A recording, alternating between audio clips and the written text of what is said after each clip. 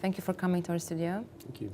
At the beginning, I would like to ask you to briefly describe the topic of your speech at TNC. The keynote I gave was about the history of how the European Internet developed, can teach us quite a bit of how to build a network for the future.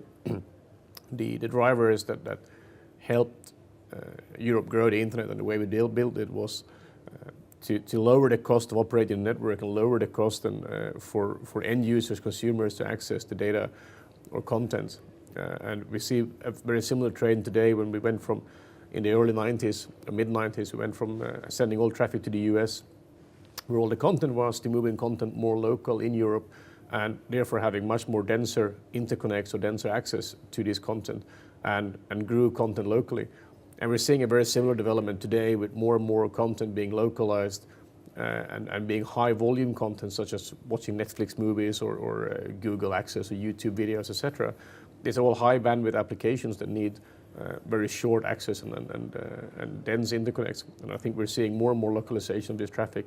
So going from having sent everything to the US, we're now seeing local Google nodes in every country, or even in many per country in local cities and so on. I think there we see a huge saving and trend in better performance for end users.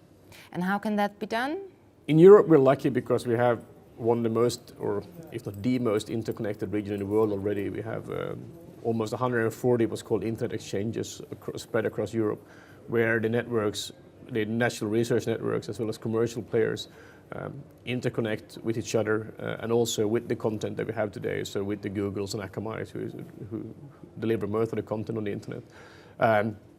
Historically, we had one of these interconnect points per country, and now we're seeing this trend where we are seeing more and more of these being developed throughout the countries. So we're seeing in Sweden, we always had this, Italy as well.